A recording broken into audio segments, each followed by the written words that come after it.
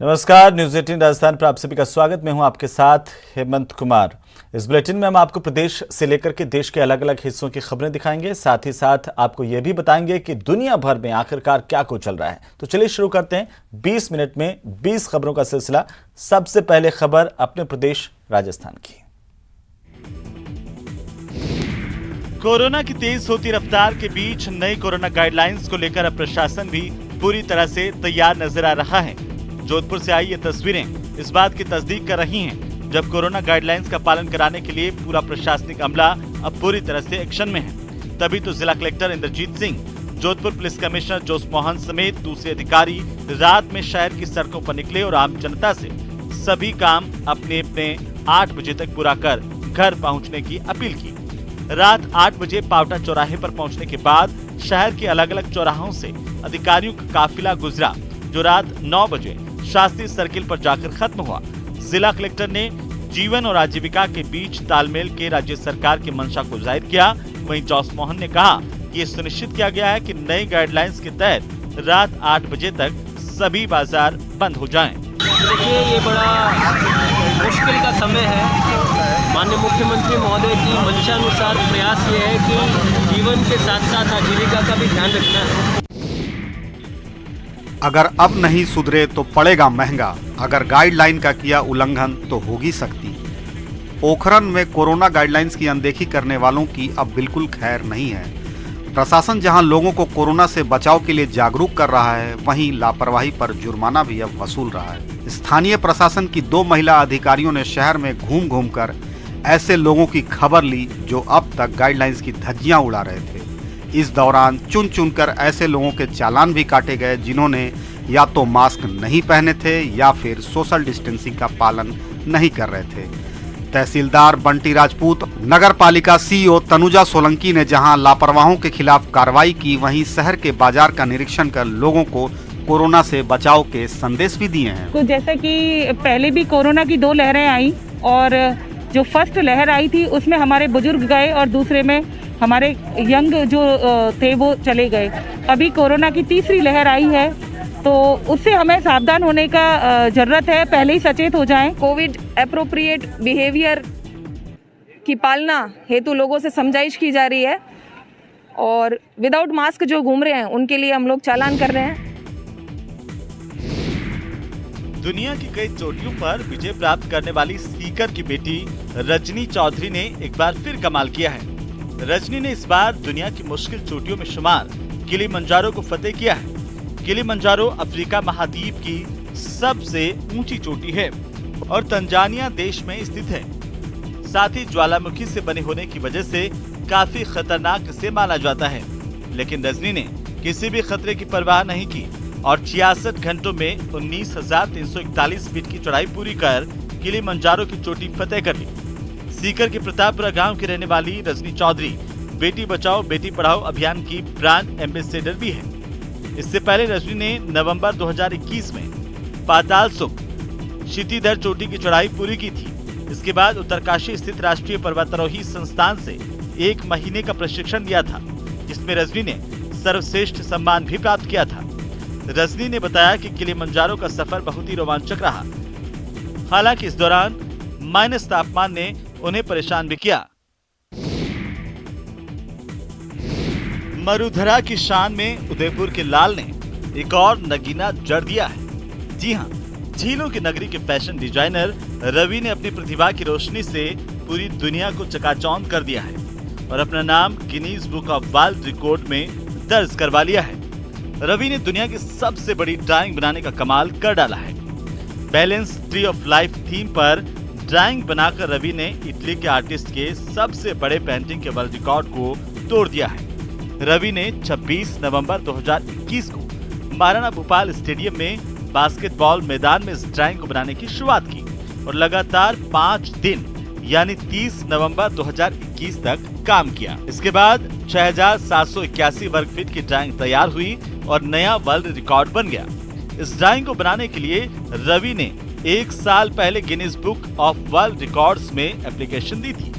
Approval मिलने के बाद 8 महीने तक रवि फिजिकल फिटनेस पर काम करते रहे। इस दौरान रवि ने कई मुश्किलों का सामना भी किया। कसम वो होती है जो तोड़ी ना जाए, जो छोड़ी ना जाए। और जालोर के हुकुमदास वैष्णव ने जो कसम खाई थी उसे आखिरकार 57वें साल में पूरा कर ही डाला है।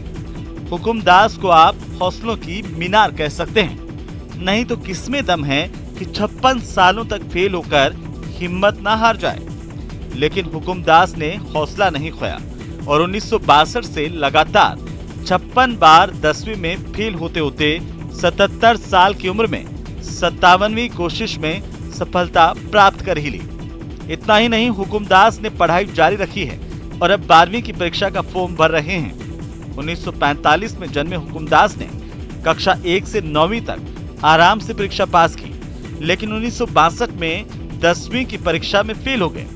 कई बार फेल होने के बाद जब दोस्तों ने ताने दिए तो हुकुमदास ने 10वीं की परीक्षा पास करने की कसम खा ली। 74 साल हो गई है और अब भी मैं है रिटायर होगा तो मैं परीक्षा 12वीं।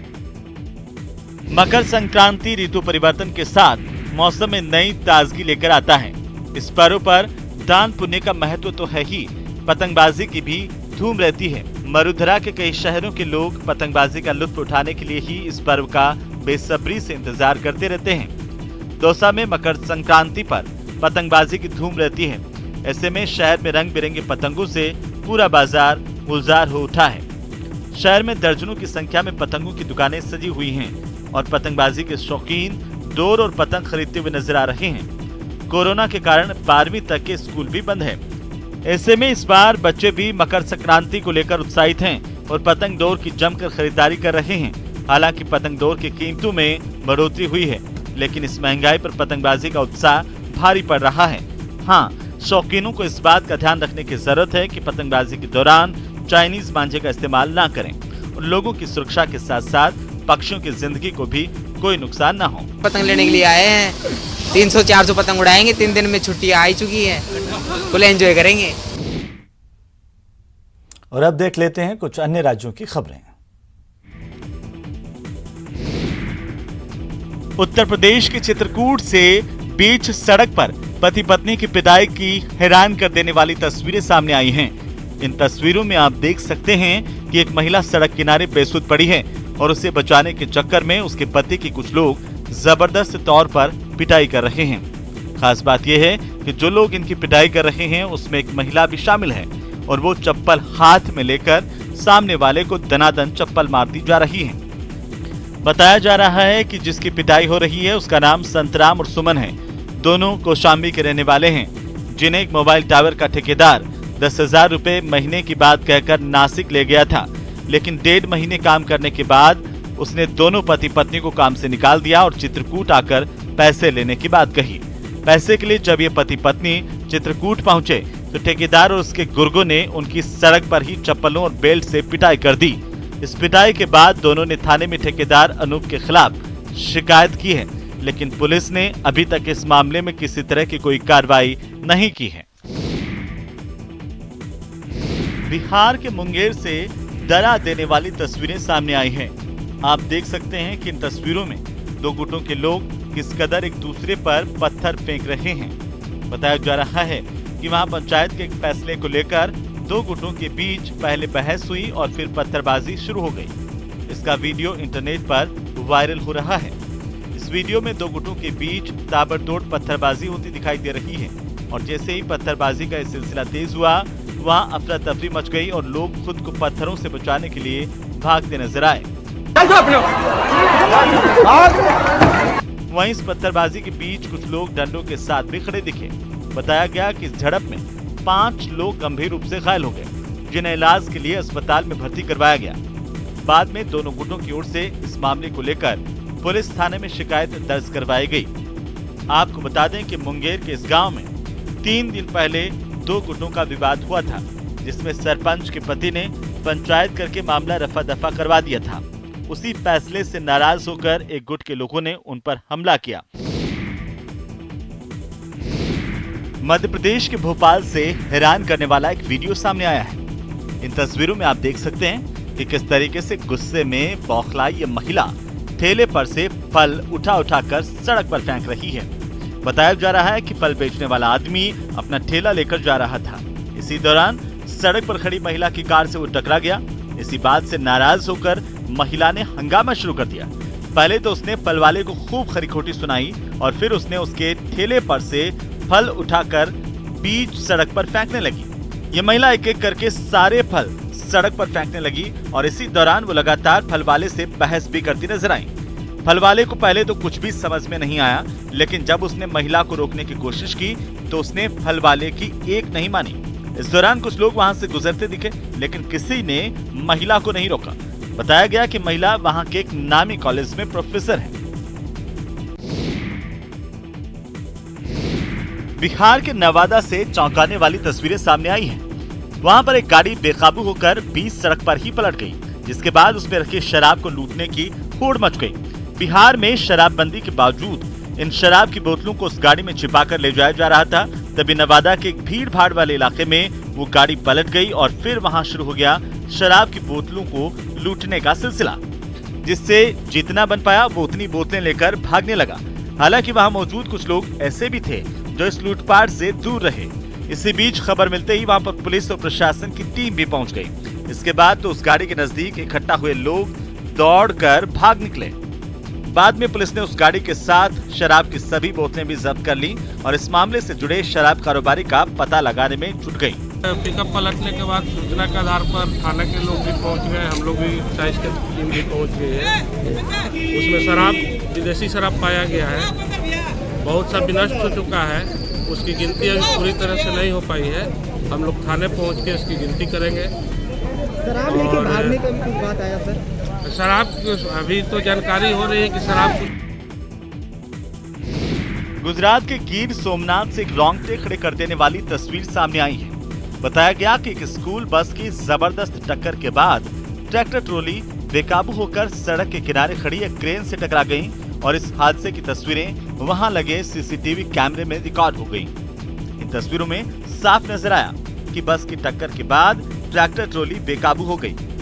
ट्रैक्टर के ड्राइवर ने काफी संभालने की कोशिश की, लेकिन सामान लदा होने की वजह से ट्रॉली ने उसे भी आगे धकेल दिया और ट्रॉली सड़क के किनारे खड़ी एक क्रेन से टकराकर पलट गई। इसके बाद ट्रैक्टर ट्रॉली से अलग होकर सड़क के किनारे दूसरी ओर बढ़ता हुआ नजर आया। आनन फानन में आसपास मौजूद लोग वहां पर पहुंचे और ट्रॉली पर बैठे मजदूरों को बचाने में जुट गए। इसके कुछ देर बाद ट्रैक्टर को टक्कर मारने वाली स्कूल बस भी सड़क के किनारे आकर रुक गई और उसमें बैठे बच्चे बाहर उतरते दिखे। गनीमत रही कि स्कूल बस में बैठे बच्चों को इस हादसे में कोई चोट नहीं आई। हैदराबाद में कस्टम विभाग ने बैंडेज में छिपाकर लाखों के सोने की तस्करी के खेल का पर्दाफाश कर दिया है। गोल्ड तस्करी के इस खेल का पर्दाफाश राजीव गांधी अंतर्राष्ट्रीय हवाई अड्डे पर किया गया, जहां पर कस्टम विभाग के एक अफसर ने संयुक्त अरब अमीरात से पहुंचे एक यात्री को रोक लिया था और उसकी चेकिंग की गई थी, जिसमें उसके पास पेस्ट की तरह डाला हुआ 970 ग्राम सोना मिला। इस कार्रवाई का वीडियो भी रिकॉर्ड किया गया, जिसमें साफ दिखा कि आरोपी के बाएं पैर में बंधी बैंडेज को कैंची से काटा गया। उसका एक सीरा कट जाने के बाद कस्टम्स के अधिकारी ने उसे आरोपी के पैर से निकाला और फिर टेबल पर रखकर उस पट्टी को धीरे धीरे काटना शुरू किया। उन्हें रुई और टेप के बीच में सोना मिला, जिसकी कीमत करीब 47 लाख रुपए बताई गई। क्रेन में लटकी भैंस को धीरे धीरे कर ऊपर खींचा जा रहा है और आसपास रेस्क्यू में लगे फायर ब्रिगेड के कर्मचारियों के साथ साथ स्थानीय पुलिस और आम लोग दम साधे खड़े हैं। भैंस के रेस्क्यू ऑपरेशन की तस्वीरें महाराष्ट्र के ठाणे की है, जहां ये भारी भरकम भैंस इस नाले में गिर गई थी।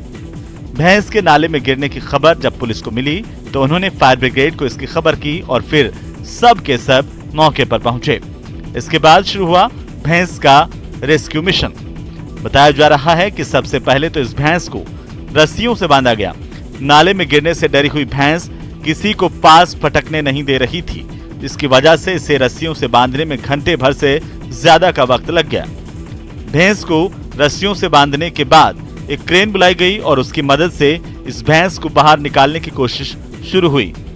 इंच दर इंच कर भैंस को धीरे धीरे गड्ढे से बाहर निकालकर सुरक्षित जगह पर ले जाया गया ताकि ये किसी पर हमला न कर सके। आपको बता दें कि इससे पहले भी इस तरह के गड्ढे में कई जानवर गिर चुके हैं, जिनकी जान।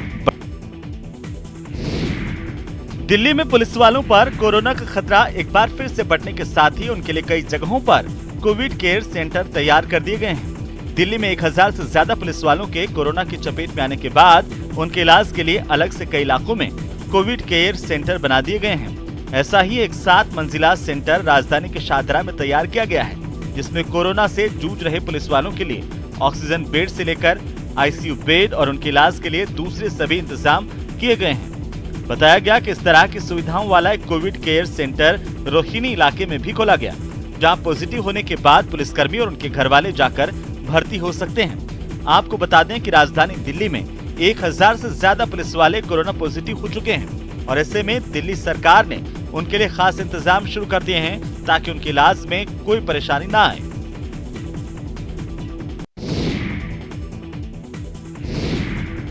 अमूमन पहाड़ों पर लगाई जाने वाली स्ट्रॉबेरी की फसल उत्तर प्रदेश के संभल में भी खूब फल फूल रही है। इतना ही नहीं, इस स्ट्रॉबेरी की मांग आसपास के शहरों के अलावा नैनीताल में भी इन दिनों खूब हो रही है। ये नुकसान इससे हो रहा है कुछ ज़्यादा। अब ये वैसे भी इस साल लॉकडाउन की प्रक्रिया चल रही है कि अभी बीच में काफ़ी सुधार हो गया था, अब ये फिर ही उसी स्थिति में आ रहा है ओमिक्रॉन वायरस के। आपको बता दें कि आमतौर पर स्ट्रॉबेरी की खेती पहाड़ी इलाकों में होती है, लेकिन यूपी के सूखाग्रस्त जिले संभल के कुछ किसान मौसम के विपरीत जाकर स्ट्रॉबेरी की खेती कर रहे हैं।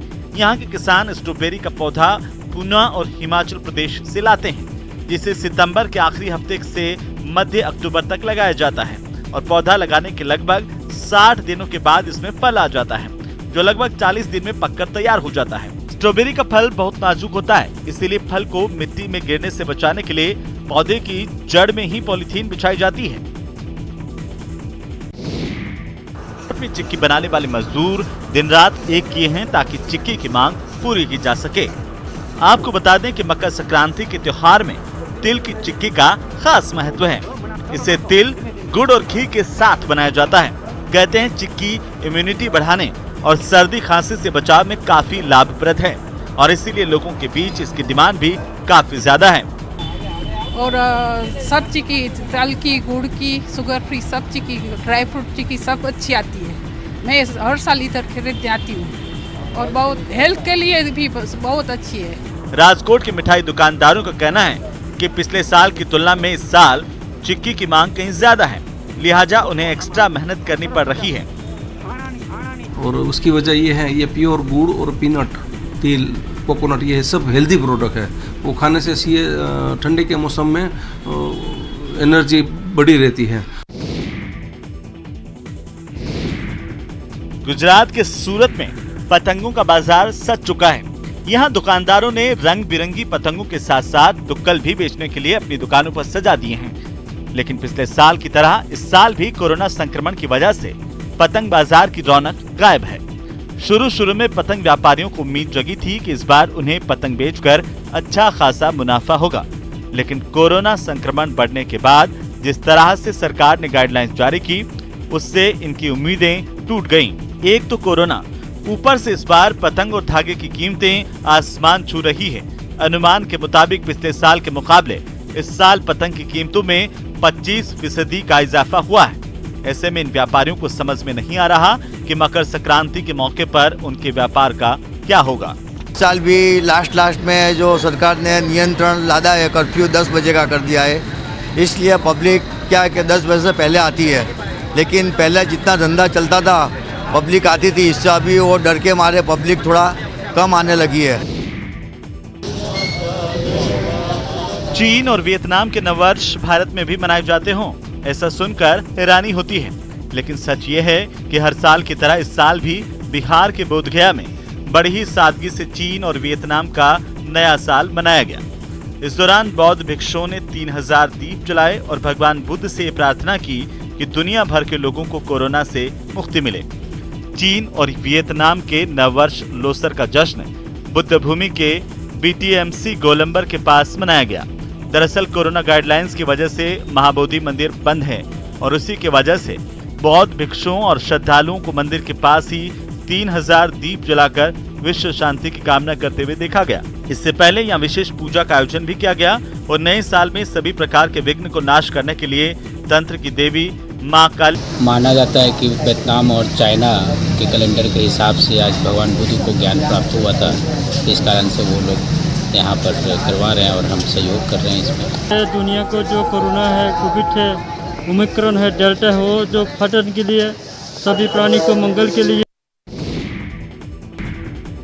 रूस में वोरोनिश नाम की जगह से एक हैरान करने वाला वीडियो सामने आया है, जिसमें 12 साल की एक बच्ची अपने मुक्कों से पेड़ को धराशायी करती हुई नजर आई। बताया गया कि ये वीडियो पुराना है जो अब सोशल मीडिया पर तेजी से वायरल हो रहा है। इस वीडियो में वो बच्ची पेड़ पर ताबड़तोड़ मुक्के बरसाती नजर आई। उसके पंच इतने जबरदस्त थे कि पेड़ के परखच्चे उड़ने लगे। जंगल में मुक्केबाजी की प्रैक्टिस कर रही ये बच्ची एक पेड़ के पास पहुंची और उसने तने को निशाना बनाकर पंच जड़ना शुरू किया। उसके मुक्के इतने दमदार थे कि वो मजबूत पेड़ भी उसकी मार नहीं झेल पाया। चोट और दर्द की परवाह किए बिना वो बच्ची ताबड़तोड़ मुक्के बरसाती नजर आई। देखते ही देखते उसने पेड़ को बीच से तोड़ दिया। बताया जा रहा है कि एवनिका नाम की इस बच्ची के पिता भी बॉक्सर हैं और उसे रोजाना वे कड़ी ट्रेनिंग देते हैं। मुक्के बरसाकर पेड़ को तोड़ना भी उसी का हिस्सा है। वैसे ये लड़की मूल रूप से कजाकिस्तान की है, जिसका परिवार अब रूस में रहता है। 3 साल की उम्र से बॉक्सिंग की ट्रेनिंग ले रही यह लड़की 1 मिनट में 650 मुक्के मारने का रिकॉर्ड बना चुकी है। मध्य एशिया के देश कजाकिस्तान में करीब 1 हफ्ते तक चली हिंसा का दौर थम गया है और वहां के राष्ट्रपति ने कहा है कि कजाकिस्तान में हफ्ते भर तक हिंसा का जो दौर चला उसमें अफगानिस्तान और मध्य एशिया के आतंकी संगठनों का हाथ है। हालात सुधरने के बाद वहां मरने वालों को श्रद्धांजलि देने के लिए सेना के जवानों ने सड़कों पर मार्च निकाला। साथ ही वहां के राष्ट्रपति ने भी रूस की सेना के जवानों को वापस जाने के लिए कह दिया है। यहां दंगे और हिंसा का दौर थमने के बाद अलमाती की सरकारी इमारतों पर पूरी तरह काली पुती दिखी। ये वही इमारतें हैं जो पूरी तरह से सफेद हुआ करती थी, लेकिन आगजनी के कारण इमारत काली पड़ गई और उस पर लगा झंडा भी झुका दिया गया है। आपको बता दें कि कजाकिस्तान में 1 हफ्ते तक चले हिंसक विरोध में 164 लोग मारे गए हैं, जबकि 8000 लोग अब तक हिरासत में हैं। वहां के राष्ट्रपति ने दावा किया है कि हिंसा के दौरान सड़कों पर जो हजारों लोगों की भीड़ दिखी वो हथियारबंद आतंकियों की भीड़ थी। आपको बता दें कि कजाकिस्तान के लगभग 2500 किलोमीटर लंबी सीमा उज्बेकिस्तान से जुड़ी है। चलिए इसी के साथ ही इस बुलेटिन फिलहाल इतना ही। नमस्कार।